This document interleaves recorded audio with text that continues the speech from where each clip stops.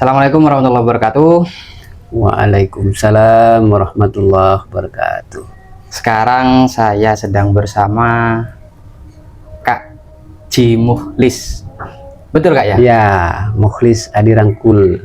Nama lengkapnya Mukhlis. Mukhlis Ya, saja Kak? Mukhlis saja. Oh, iya. Jadi di kesempatan sekarang saya ini pengen sharing Kak sama jenengan, bicara tentang peluang usaha untuk kalangan pemuda, kalangan menengah ke atas, secara universalnya untuk semua kalangan. Karena saya cari tahu tentang sampean ternyata punya usaha tentang kopi. Ya, Betul kan? betul, kopi. Sederhananya, kenapa kok pilih kopi Kak? Pertama, kenapa awalnya saya kan wartawan Di Memo Timur. Memo Timur. Wartawan harian Memo Timur Di Bondowoso Kak? di Bondowoso. Kemudian tahun 2018 saya berhenti. Tapi berhentinya belum total. Saya mencoba berbisnis kopi, berdagang kopi. Waktu itu kenapa saya kemudian memilih kopi, karena Bondowoso itu, masa depan Bondowoso itu ada di sektor pertanian dan perkebunan. Dua sektor ini menjadi skala prioritas dan PDRB kita itu terbanyak di sektor ini. Iya. Nah, makanya, dan kopi Bondowoso itu menjadi salah satu kopi terbaik di Indonesia.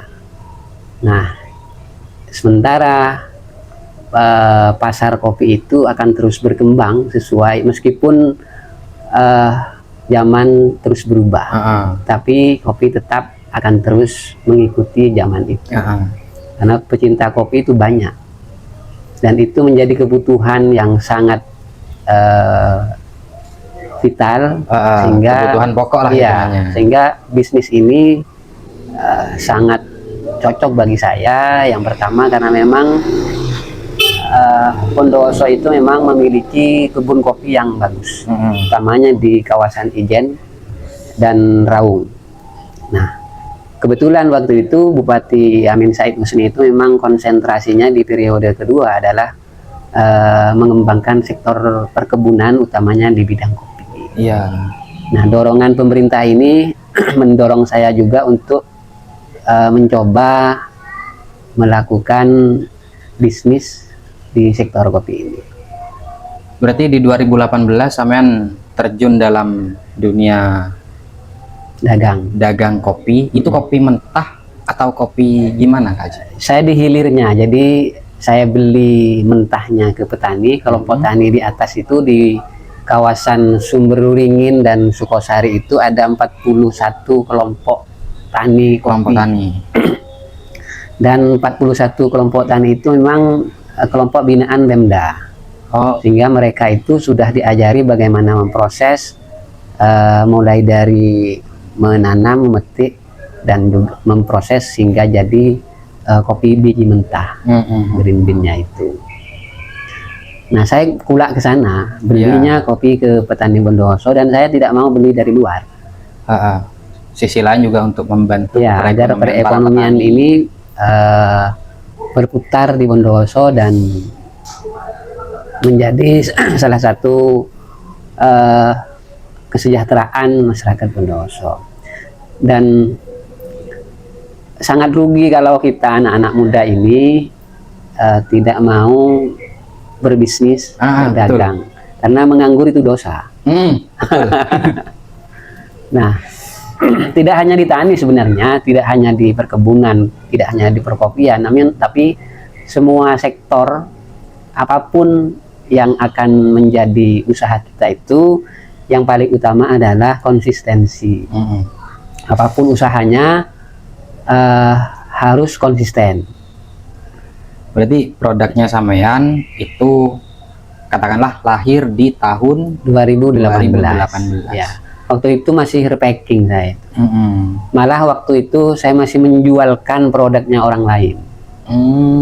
Ketika produk yang saya jualkan punya orang ini ternyata disambut pasar dengan baik, saya kemudian membeli mesin roasting yang kecil itu, kapasitas 0,5 kilo. Kemudian saya mempacking sendiri, memberi label sendiri, mengurus izinnya.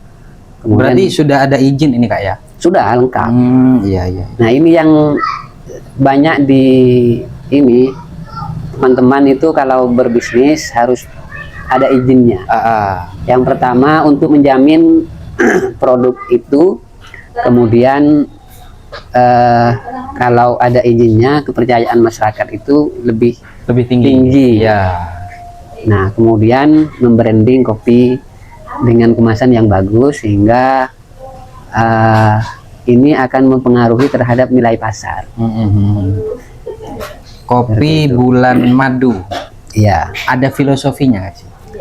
Ada. Kok pas namanya kopi bulan madu begitu? Iya. Gimana? Jadi filosofinya itu keunikan rasa. Jadi saya itu menjual kopi ini karena gengsi yang pertama. Jadi kopi ini dibeli karena gengsi. Maksudnya gengsi itu gimana sih? Artinya nilai daripada kopi ini, yang misalnya kalau kopi ini awalnya misalnya per kilo 100.000 misalnya. Kemudian saya membranding kopi ini dengan kemasan yang bagus, menarik, dan menyebabkan orang tertarik. Ini kan sudah beda. Taruhlah begini, ini rokok. Rokok ini kan semua orang tahu Sampurna ini mahal. Ya. Tapi rokok ini menjadi mahal karena di branding rokok ini dianggap oleh orang adalah rokoknya orang-orang berkelas.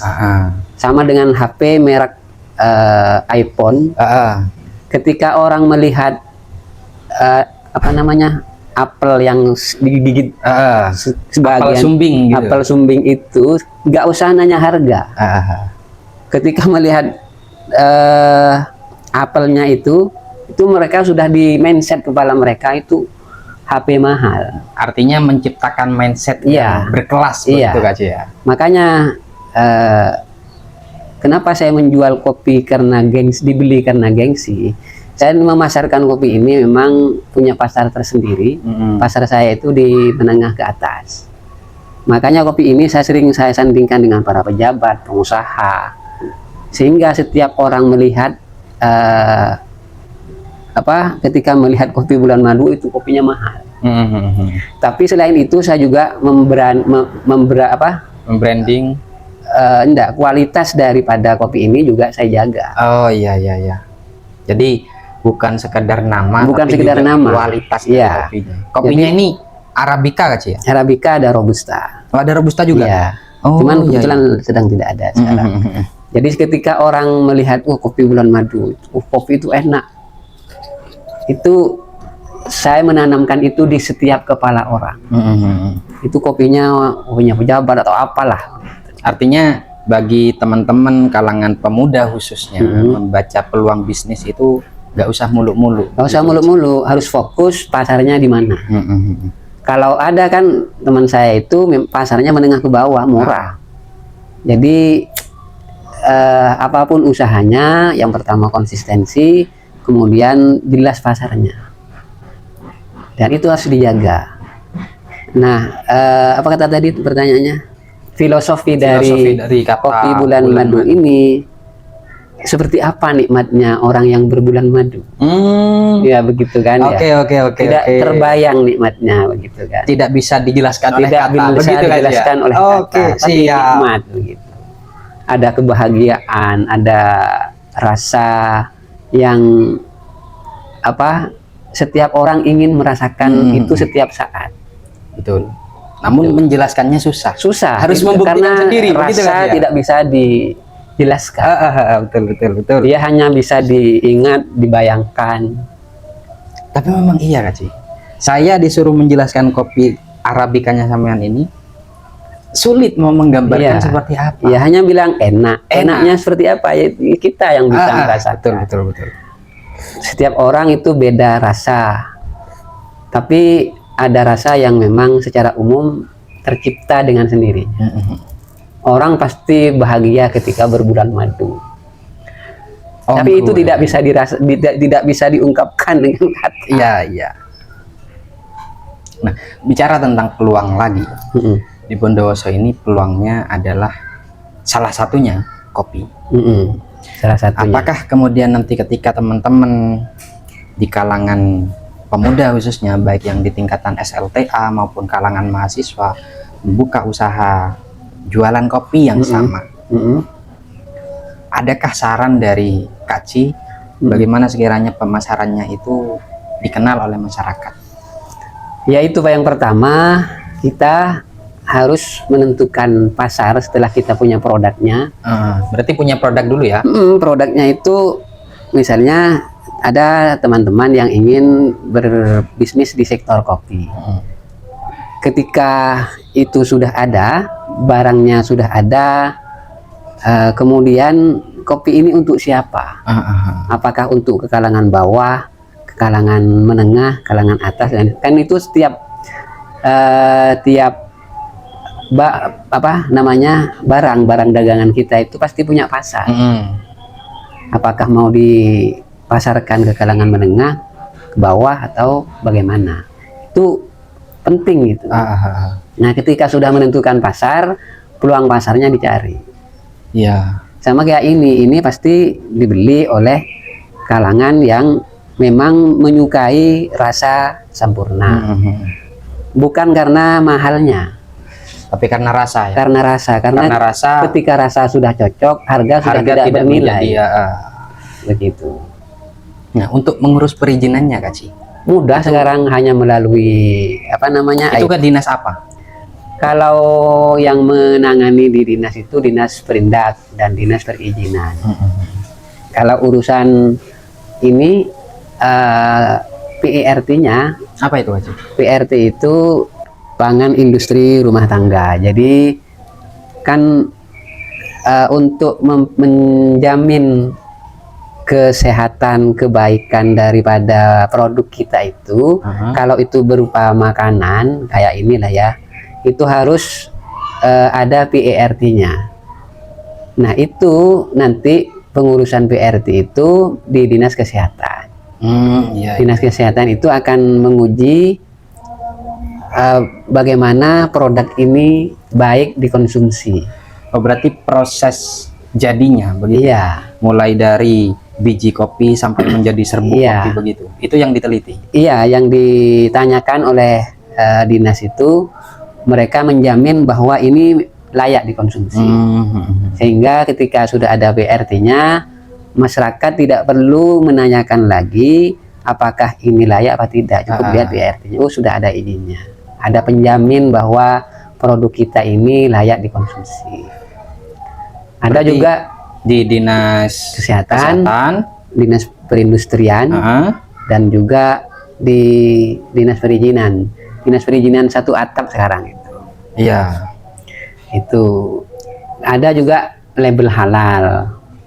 Label halal itu memastikan bahwa produk yang kita jual itu jelas sumbernya dari mana. Kalau kopi itu kopinya berasal dari mana dan siapa yang petaninya siapa, itu dipastikan semuanya itu tidak halal, bukan dalam artian fikih ya. Halal dalam artian bahwa produk itu dihasilkan dengan cara yang benar. Oke. Seperti itu. Dan itu harus, tidak boleh kalau kita berjualan kemudian tidak ada izinnya. Tetapi pemerintah itu memberikan kelonggaran. Masyarakat yang ingin membuka usaha, izin belakangan. Usahanya jalan dulu, nanti setelah usahanya jalan baru urus perizinan. Itu ada kelonggaran dari pemerintah. Kenapa seperti itu? Agar masyarakat itu tertarik untuk membuka usaha. Gitu. Sehingga tidak ada lagi bahasa-bahasa dipersulit, bisnis itu sulit. Ya, pemerintah itu tidak seperti itu. Jadi memberikan kelonggaran bagi masyarakat yang ingin membuka usaha, buka dulu usahanya, ciptakan dulu pasarnya. Nanti setelah berjalan, sambil jalan diurus perizinannya. Oke. Itu juga membantu pemerintah dan masyarakat akan terbantu, misalnya nanti akan mengajukan permohonan bantuan barang yang berkaitan dengan usaha kita. Biasanya dibantu oleh pemerintah. Kayak ini mesin grinder ini bantuan dari Dinas Perindustrian. Di tahun Sekarang tahun 2024. Oh, tahun kemarin ini berarti kan? Iya, tahun 2004 kemarin. Tetapi pemerintah itu kan tidak asal memberinya. Kalau usahanya jelas, dikasih bantuan. Yang penting ada usahanya. Ada usahanya dan dilihat izinnya lengkap enggak. Oke. Seperti itu. Maka teman-teman yang di Bondowoso utamanya jangan sampai nganggur. Apapun usahanya harus konsisten dan jangan mudah menyerah. Karena dalam perdagangan itu untung dan rugi pasti ada. Setiap pekerjaan ada risiko. Kalau nggak mau rugi, ya jangan buka usaha. Ya sudah nganggur saja. Dan nganggur itu dosa. Nah, yang sering kali menjadi pertanyaan Kak Ci, apa ada biaya untuk dibalik pengurusan izin? Udah ada. Gratis? Gratis. Tidak ada. Termasuk juga kan sekarang izinnya juga sekarang sudah melalui ini. Oh bisa Kak Ci? Bisa. Online? Itu di apa? Di SOS apa istilahnya itu. Tinggal buka daftar, sudah enggak usah nyampe 5 menit sudah keluar. Tinggal buat akunnya di sana gitu ya. Dan itu untuk mempermudah itu tinggal ke Disperindak. Saya minta bantuan untuk dibuatkan izin. Sudah dibuatkan di sana. Dibantu, difasilitasi. Iya. Dan itu mudah. Yang penting KTP-nya ada, jelas alamatnya. Tuh. Selain di kopi Kak Ci, Bondowoso ini punya peluang emasnya di sektor apa lagi? Tani ya? Ya, tani tembakau, padi, ke beras. Beras, banyak sekali kalau kita mau membuka usaha. Dan itu tidak butuh biaya banyak. Jangan melihat, kalau ini saya butuh biaya, enggak usah. Yang penting ada kemauan, kita bismillah membuka usaha, apapun usahanya itu. Kalau punya lahan, ya silakan ditanami, bisa hortikultura. Kayak ini duren. Itu mahal kalau mengelola itu. Kalau punya lahan, silakan ditanam. Yang penting jangan sampai menganggur. Jangan menunggu pekerjaan untuk bekerja. Iya. Apapun yang bisa kamu kerjakan hari itu, itulah pekerjaan. Karena menganggur itu, saya sekali lagi dosa itu. Menganggur adalah dosa. Iya, menganggur adalah dosa. Apalagi sudah berkeluarga. Dan bekerja itu tidak harus kantor di perkantoran. Tidak harus berbentuk barang kayak ini. Tapi juga kita sudah bisa menggunakan smartphone. Kalau kayak ini, kalau di TikTok itu affiliate. Enggak usah modal itu kan. Cukup membuat video, kemudian ditawarkan, di situ nanti ada komersilnya dari pembeli. Jadi mudah sekali kita itu kalau mau berusaha. Yang penting ada kemauan. Yang penting ada kemauan, dan yang penting lagi konsistensi. Kalau orang itu, kalau urusan rezeki sudah diatur. Tuhan sudah mengatur rezeki manusia, tapi harus ada usaha, ada ikhtiar, ada ikhtiarnya. Jangan kemudian tidak bekerja dan tidak berusaha membuka usaha. Urusan rezeki Tuhan yang ngatur. Urusan Tuhan itu. Iya. Jangan cawe-cawe. Nggak usah. Gitu ya. Jangan mengintervensi hak prerogatif Tuhan. Yang penting usaha dibuka. Nah, tapi kalau tidak, kan memang rezeki memang diatur, tapi Tuhan itu punya sunnatullah. Kalau kamu ingin kaya, ya bekerja. Ada orang yang tidak bekerja kaya, ada, cuman itu pengecualian. Iya. Misal dulu itu ada orang Banyuwangi itu penyanyi yang tiba-tiba viral kemudian diberikan mobil oleh Prabowo, itu kan tidak untuk ditiru. Karena tidak semua orang bisa. Dan jangan dilihat waktu itu, lihat bagaimana orang itu berproses dari prosesnya awal. terlebih dahulu. Iya. Karena orang begini Kak Ci, orang itu banyak melihat buah hasilnya daripada proses sebelum hasil. Iya, jadi kalau kamu ingin menjadi kaya, ya usaha. Usaha tidak bisa instan. Ya, betul. Harus berproses. Apa bisa yang instan? Bisa, cuman tidak banyak. Gitu. Tidak ada orang yang kemudian kita duduk di rumah diantarin uang kecuali kiai. Kecuali kiai. Kiai pun ada prosesnya. Iya, ada prosesnya. Gimana seorang kiai belajar di pesantren, menata konsep ilmunya. Iya, itu beda. Jadi manusia itu harus membuka usaha. Baik itu pertanian, perdagangan, perkebunan. Yang penting usaha semuanya. Kalau sekarang itu jangan melihat orang yang kelihatan nganggur, jangan anggap dia tidak bekerja. Karena dia sekarang smartphone itu sudah bisa menghasilkan uang. Iya, betul, betul. Misalnya kalau di Bondowoso itu ada kampung YouTuber. Itu juga bisa menjadi peluang usaha. Karena dari YouTube. Dari YouTube bisa melahirkan uang. Jadi nanti kalau karena melihat wah apalah kalau jangan.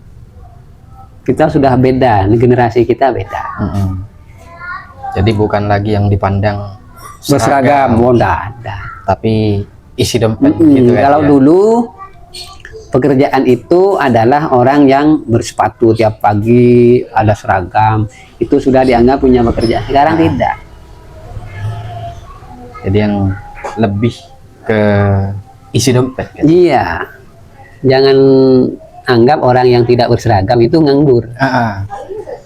Kalau kata kiai saya itu jangan minta kaya, tapi minta cukup. Minta cukup. Beli apa cukup. Kiai salah satu kiai di Nurul Jadid itu kayak Zaini, Kiai Hak Zaini apa? Abdul Hak Zaini ya. Itu pernah bilang ketika ada krisis tahun 98 di mana harga BBM mahal. Banyak orang mengeluh mahal. Beliau bilang, "Cek ngucan larang, Cong. Cek ngucan larang, Cong. Minta dimampukan kepada Tuhan. Meskipun murah, muntani PC bakun larang." Gitu. Makin muda muntani PC. Larang. Larang tak bisa beli. Meskipun mahal tapi punya uang murah.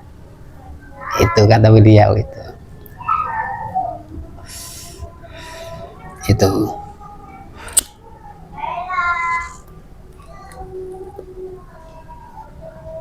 Jadi pada intinya jangan gengsi. Jangan. Apapun peluang yang ada di sekeliling kita dimanfaatkan. Bagaimana sekiranya sesuatu itu menjadi buah hasil. Iya, menjadi nilai. Ada orang curian piteng itu titik sawagina. Yang dari bambu itu. Iya, yang pitengan gigi itu. Oh. Apa itu? Iya. Tusuk gigi. Tusuk gigi. Jangan remehkan orang yang membuka usaha tusuk gigi. Tapi kalau tusuk giginya itu menjadi besar, dia akan menjadi kaya. Karena memang dijual gak sih? Iya, air aja dijual gak sih? Air dijual. Dan itu laris. Saya lihat itu di alun-alun Bondowoso. Banyak kalangan pemuda itu aja. Ada yang buka itu hiburan buat anak, mancing ikan. Ada yang buka bisnis mobil-mobilan. Bener asal lebaran kan? Tapi penghasilannya bos. Tapi juga saya tidak melarang apabila teman-teman ingin bekerja di kantoran. Yang penting jangan nganggur, itu intinya.